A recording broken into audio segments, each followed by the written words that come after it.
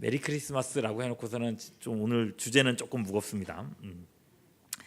내 말이 방망이 같지 아니하냐라는 제목으로 하나님의 말씀을 나누려고 합니다. 제 집사람이 설교 제목만 딱 보고서는 저한테 이렇게 얘기를 했습니다. 이거 얼핏 보니까 내 말이 말 같지 않냐? 이런 느낌인 것 같네요. 이렇게 얘기를 하더라고요. 그래서 제가 그랬어요. 정답! 예, 오늘 말씀이 바로 그런 내용입니다. 자, 그러면요, 내 말이 말 같지 않냐? 이런 말을 어떤 사람이 듣습니까? 상대방의 말을 잘 듣지 않는 사람입니다. 제대로 안 듣는 사람. 그래서 누가 무슨 말을 하든지 그저 내 생각대로 판단하고 내 마음대로 해석해서 결국은 사고를 치는 사람. 그런 사람한테 말하죠. 야, 넌 내 말이 말 같지 않니? 왜 말귀를 못 알아들어? 이렇게 말을 합니다. 근데 여러분, 하나님과의 관계에서도 똑같은 일이 벌어지곤 합니다. 성경을 읽고 설교를 듣습니다. 하나님의 말씀 앞에 수도 없이 우리가 지금 이렇게 있는 것처럼 서보게 되죠. 그런데 하나님께서 원하시는 반응이 안 나오는 겁니다. 내 마음에 드는 말씀에는 밑줄을 쫙 긋고 별표를 치고 이거 좋다라고 생각하고, 근데 어쩌다가 내 마음에 들지 않는 말씀은 이건 좀 별론데 패스. 그 말씀조차도 나한테 좋은 방향으로 아전인수격으로 해석을 합니다. 그렇게 하고 나면 성경을 아무리 열심히 읽어도 이 성경 속에서 내 잘못, 나의 어떤 죄, 이런 것들은 하나도 안 보입니다.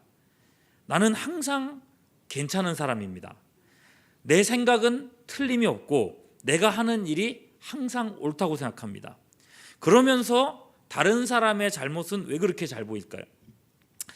야, 이 말씀은 그 사람이 들었어야 되는데, 이 말씀은 우리 애가 들었어야 되는데. 이런 신앙을 가지고요, 옛날 목사님들은 삽자로 신앙이라 그랬습니다. 들어보셨습니까? 삽자로 신앙? 말씀을 듣고 삽질을 한다고들 하세요. 왜요?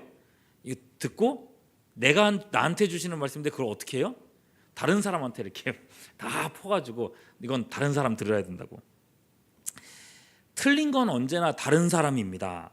그 사람이 회개해야 되고 그 집사님이 자기 잘못을 좀 알았으면 좋겠고, 그리고 내가 말한 대로 됐어야 되는 겁니다.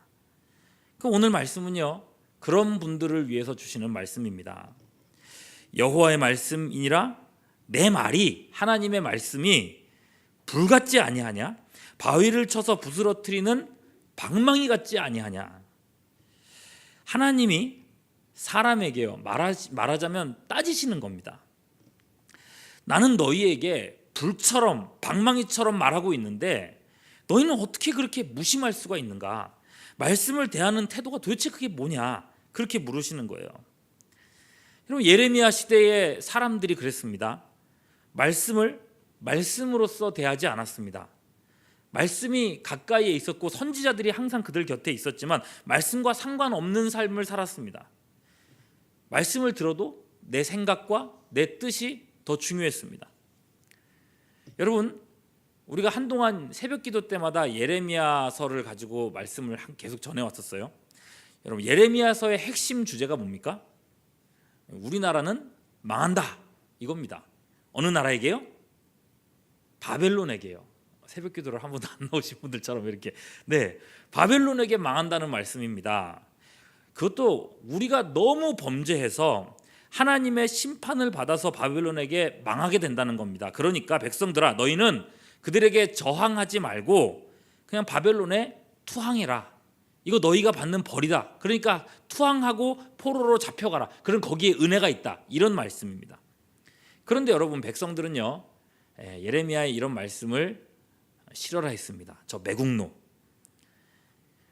자기들이 지은 죄는 생각지도 않고 회개하라는 메시지 그 자체가 기분이 나빴던 겁니다. 예레미야가 하는 말 자체가 듣기가 싫었던 거예요. 그런 가운데 여러분, 거짓 선지자들이 틈을 타죠. 그들은 백성들이 듣고 싶어 하는 말을 할 줄 아는 사람들이었습니다. 가려운 부분을 잘 긁어주는 사람들. 야, 너희는 안 망할 거야. 괜찮을 거야. 걱정하지 마. 하나님은 언제나 우리 편이셔. 너희들 지금도 잘 살고 있는데 회개는 무슨 회개야. 그리고 사람들을 안심시킵니다. 그러면서 자기 말의 권위를 내세우려고 이 꿈을 이용합니다. 꿈. 23장 25절 말씀에 보면 이렇게 적혀 있어요.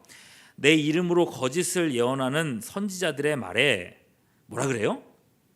내가 꿈을 꿨다 말하는 것을 내가 들었노라. 여러분 요즘 사람들도요, 꿈을 꿨다 그러면은 무슨 꿈인데 그러면서 이게 얼마나 궁금해하고 그 꿈을 참 영험한 것처럼 여기는 사람들이 신앙인들 중에도 얼마나 많은지 몰라요. 그럴진데 여러분 고대 사회에 선지자라는 사람들이 내가 꿈을 꿨는데 하나님이 나한테 이렇게 말씀하셨어. 그러면 얼마나 듣기가 좋아요. 예. 백성들은 이 거짓 선지자의 말에만 귀를 기울입니다. 그래서 회개하지는 않고 죄가 죄인지도 모른 채 죄만 짓다가 망할 길로만 달려갑니다. 여러분 이런 선지자, 이런 목자들을 두고 사꾼 목자라고 하는 겁니다. 뭐라고요? 사꾼 목자. 여러분 사꾼 목자에 대해서 우리가 바른 정의를 좀 바로 잡을 필요가 있습니다. 우리는 여러분 사꾼 목자라고 얘기할 때에 내가 몸이 아픈데 찾아와 주지 않는 목자, 식당 개업을 했는데 우리 가게를 자주 이용해 주지 않는 목자, 이런 목자가 사꾼이다라고 생각하기 쉽습니다. 근데 여러분 그렇지가 않습니다. 23장 1절 2절 말씀 보시면은 여호와의 말씀이니라 내 목장의 양떼를 멸하며 흩어지게 하는 목자에게 화 있으리라. 그러므로 이스라엘의 하나님 여호와께서 내 백성을 기르는 목자에게 이와 같이 말씀하시니라. 너희가 내 양떼를 흩으며 그것을 몰아내고 돌보지 아니하였다. 이렇게 얘기를 했어요. 양떼를 돌보지 않는 목자에 대한 유명한 말씀입니다.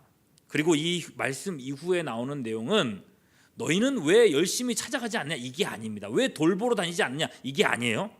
온통 듣고 싶어 하는 소리만 해주는 거짓 선지자에 대한 내용만 나오고 있습니다.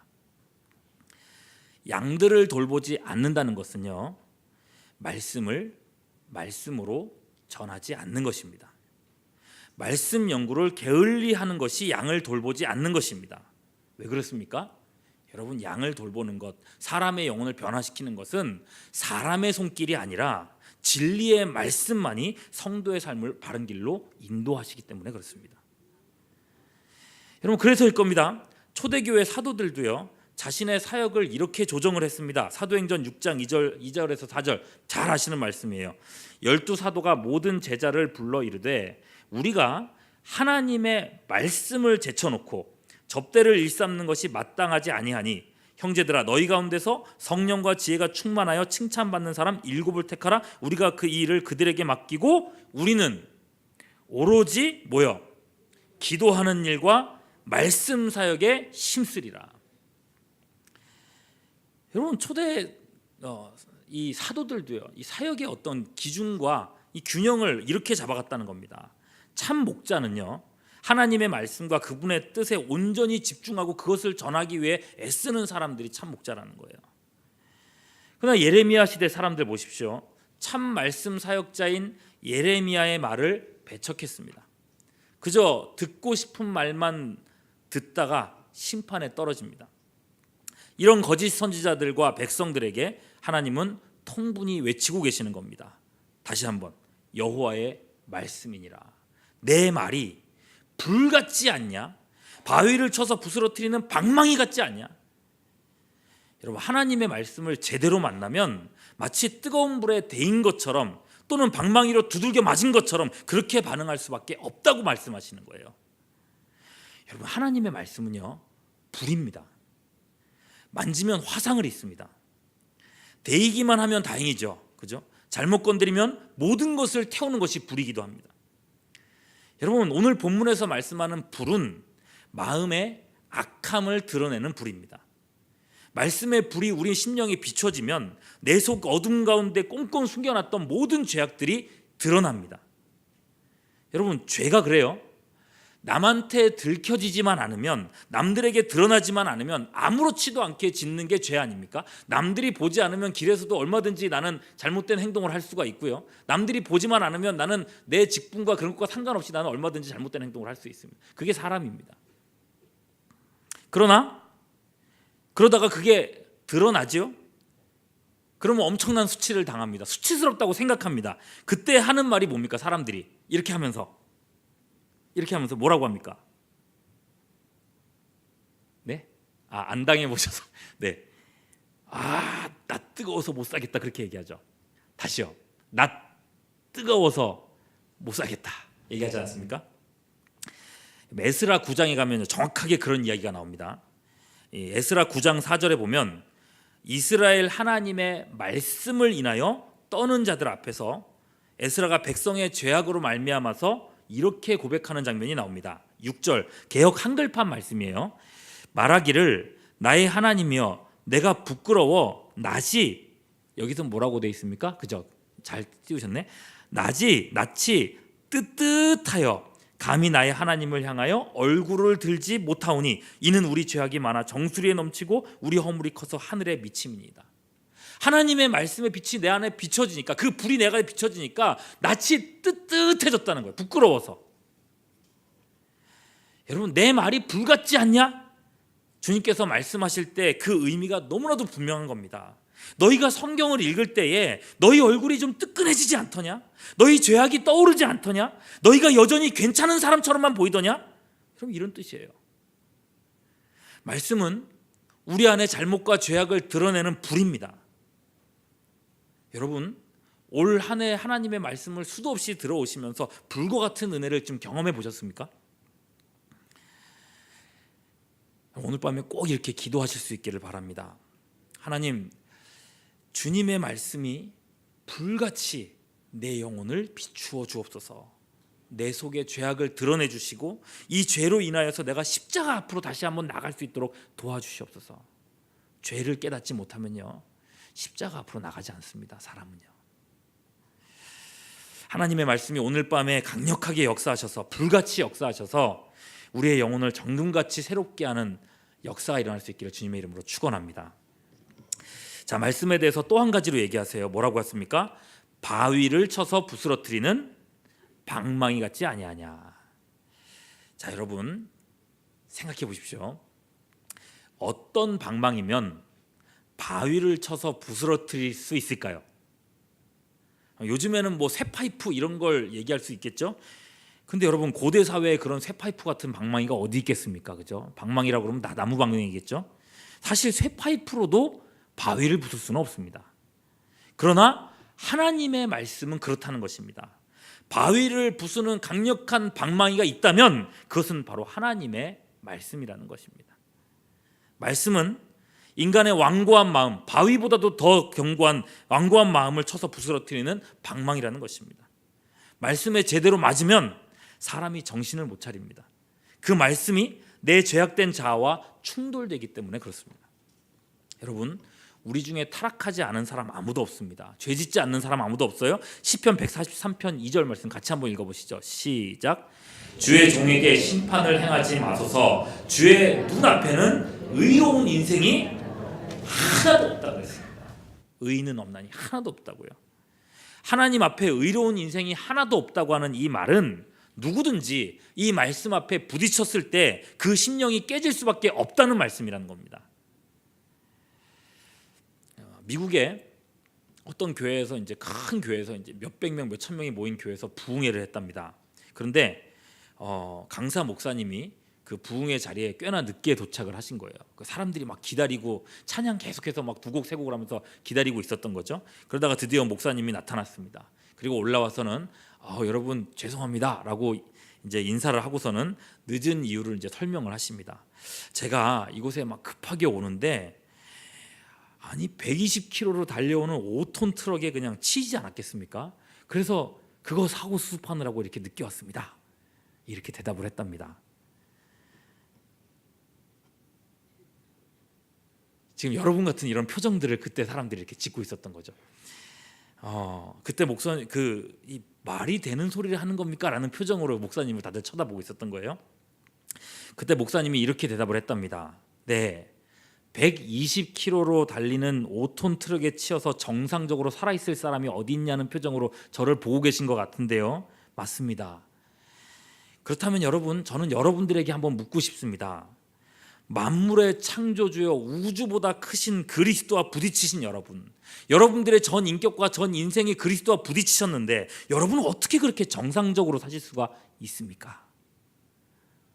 질문을 하는데 여러분, 그 안에 있던 사람들은 어땠을지 모르겠지만 저는 그 얘기를 들으면서 제가 막 소름이 돋아가지고 막 어떻게 해야 될지를 모르겠더라고요. 5년 전에 들었던 것 같은데 그때 충격이 지금도 막 생생하기도 합니다. 여러분, 방망이와 같은 말씀이 우리의 심령을 두드려 부신다고 생각해 보십시오. 우리가 어떻게 설 수 있겠습니까?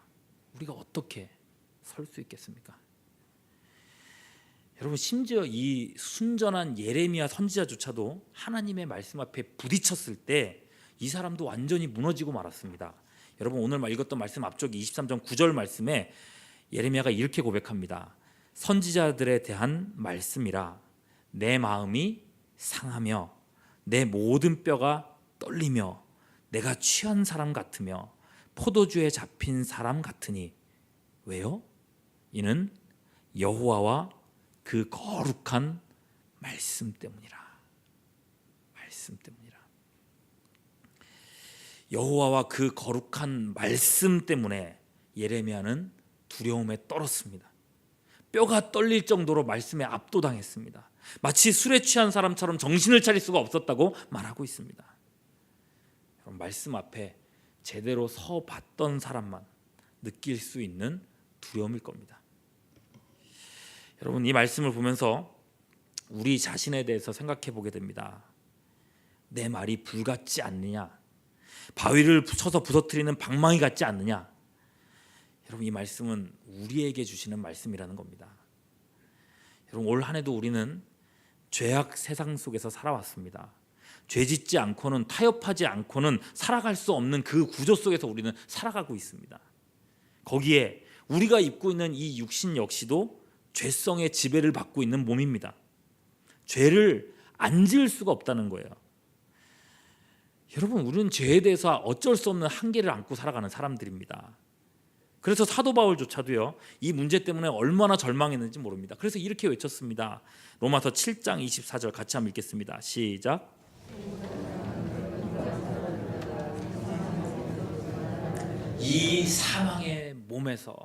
이 사망의 몸에서 누가 나를 건져내랴 절망하고 있었습니다.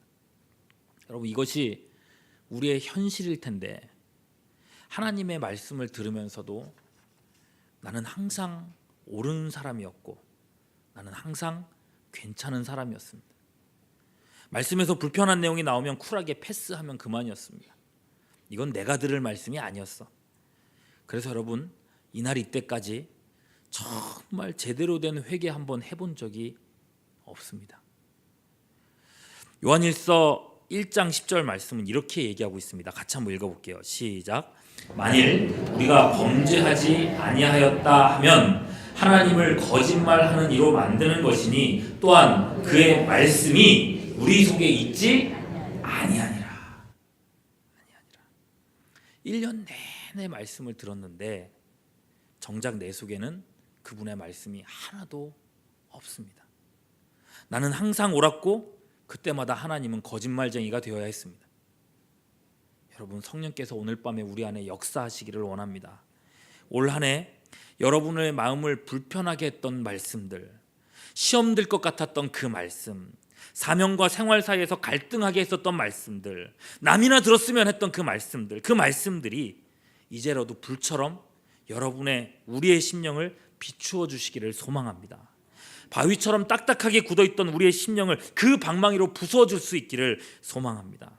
그래서 여러분, 오랫동안 나아가보지 못했던 십자가, 그 보혈의 은혜 앞으로 나아갈 수 있는 이 밤이 될 수 있기를 주님의 이름으로 축원합니다. 기도하겠습니다. 하나님 아버지, 내 말이 불 같지 아니하냐? 바위를 쳐서 부서뜨리는 방망이 같지 아니하냐? 주님께서 우리에게 말씀하고 계시는데 우리는 오늘도 하나님의 말씀을 정말 그 말씀으로서 듣고 있는지 하나님, 우리 자신을 깊이 돌아보며 하나님 말씀 앞에 우리 자신을 세우는 이 시간 될 수 있기를 원합니다. 성령님, 우리 안에 역사하시고 성령님 우리를 새롭게 하시고 성령님 우리 안에 불과 같이 역사하여 주시옵소서. 주님께 모든 것들을 의탁하옵고 우리 구주 예수 그리스도의 이름으로 기도하옵나이다. 아멘.